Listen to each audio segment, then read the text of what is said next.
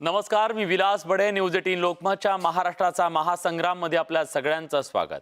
मंडळी, आज जे निकाल आले ते सगळ्यांना आश्चर्यचकित करणारे आहेत.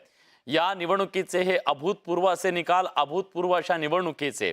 आणि ॲक्सिस माय इंडियाचे जो पोल आहे त्या पोलचे आकडे मात्र आज तंतोतंत खरे ठरलेले आहेत. काहीशे त्यांनी दिलेले आकडे सुद्धा त्याच्या पुढे भाजप आणि महायुतीला जागा मिळालेल्या आहेत. या ॲक्सिस पोल माय इंडियाच्या सगळ्या सर्वेबद्दल आपण बोललो होतो, कारण या सगळ्या सर्वेतून सर्वाधिक जागा महायुतीला त्यांनी दिलेल्या होत्या. त्यांचा सर्वे खरा ठरलेला आहे. म्हणून आता आपल्या सोबत आज पुन्हा दिलेला शब्द पाळत प्रदीप गुप्ता सर जोडले गेलेले आहेत. सर, स्वागत आहे तुमचं न्यूज 18 लोकमतशी. पहिल्यांदा तर तुमचं अभिनंदन. खरं तर तुम्ही राजकीय पार्टीमध्ये नसला तरी आज तुमचा सर्वे खरा ठरला, याबद्दल तुमचं मनपूर्वक अभिनंदन. Thank you. तुमचे आंकड़े ऐकल्यानंतर आपने जो आंकड़े दिए थे वो आंकड़े सुन के ही सबको हैरानी हुई थी, चौंक गए थे सब. लेकिन आपके आंकड़ों से ही कई ज्यादा आंकड़े आज आए हैं. आपको क्या लगता है? इसमें first credit goes to Axis My India की टीम। बाद में राजनीतिक विषय पे बात करता हूं, जिसने कड़ी मेहनत करके हमको एक्सिस माई इंडिया को ये सफलता दिलाई है। बिल्कुल सही कहा आपने, हमारा आंकड़ा 200 के करीब था, 200 हमने दिया था, तो 210 तक भी जा सकता था, लेकिन ये 220 के भी ऊपर जाता दिख रहा है।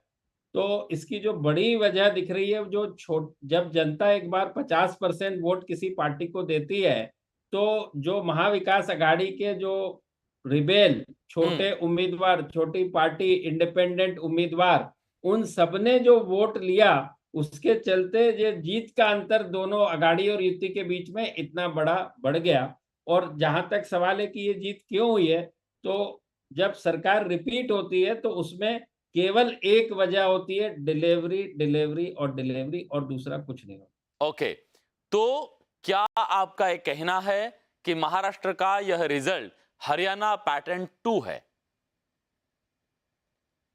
हरियाणा एक अलग टाइप का चीज था। हरियाणा में जो जीत है 45 मेजॉरिटी मार्क होता है, 46 होता है, हाँ. और बीजेपी को 48 मिले थे, केवल 2 सीटें ज्यादा, केवल 2 सीटें ज्यादा। तो उसका इससे कहीं कोई मुकाबला और कंपैरिजन नहीं है।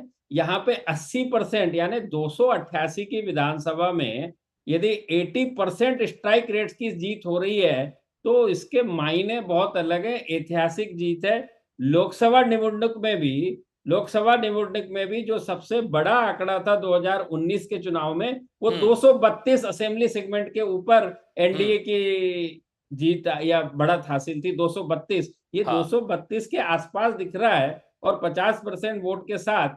तो ये बहुत अपने आप में ऐतिहासिक चीज है, और जनता जब देती है तो छप्पर फाड़ के देती है।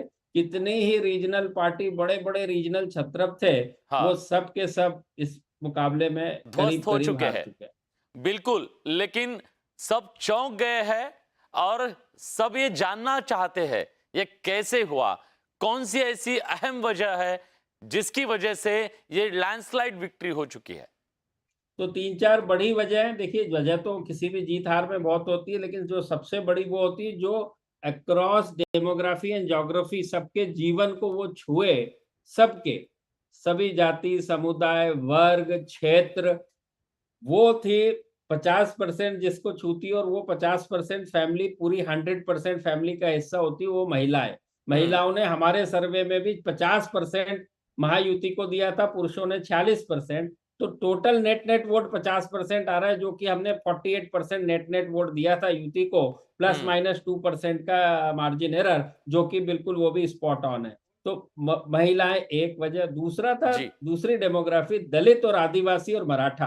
हम्म. दलित आदिवासी ने जो लोकसभा के चुनाव में बड़ी संख्या में महाविकास अघाड़ी के फेवर में वोट किया था, इसलिए उनको 31 लोकसभा सीट और 17 युति को मिली थी, वो पूरा का पूरा वापस आया।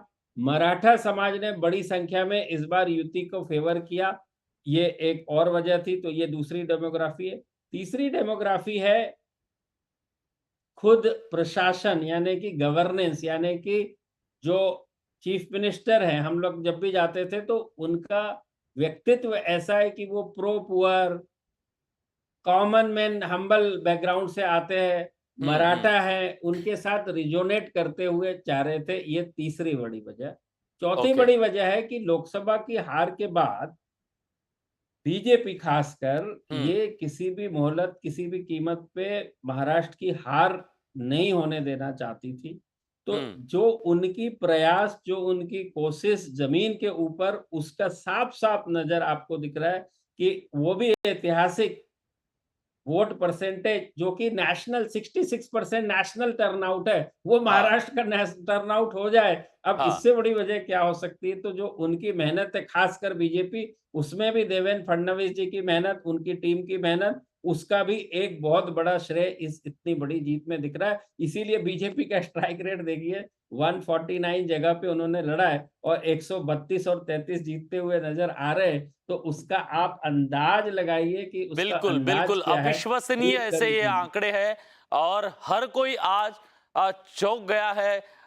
मतलब एक एक दफा तो ऐसा है कि लोग ये सही है ये मानने के लिए भी तैयार नहीं है, बहुत सारे लोग तो। नहीं, हमने तो पहले ही कहा था देखिए हमने तो बिल्कुल पहले 200 सीट भी कम नहीं होती, वो 70% स्ट्राइक रेट होता है, तो वो हाँ। करीब 80% स्ट्राइक रेट में आ रहा है। हमको तो कहीं अब दोनों पार्टी के बीच में हमने 11% का डिफरेंस दिया था, उसी से आप जीत का अंदाज लगा लीजिए 11%। 2 अगाड़ी और युति के बीच में वोट शेयर का फ़र्क हो, बिल्कुल तो फिर बिल्कुल। हम कहेंगे उसको। सर आप जुडे रहिए, एक छोटासा ब्रेक घेतोय आपण, लगेच परत येतोय आणखी काही महत्वाचे मुद्दे याच्याबद्दलची चर्चा छोट्याशा ब्रेक नंतर आणि आपल्या सोबत नंतर असणार आहेत लक्ष्मण हाके। हाके फॅक्टर बद्दल सुद्धा आपण चर्चा करूया छोट्याशा ब्रेक नंतर। कुठे जाऊ नका, पहा फक्त न्यूज 18 लोकमत।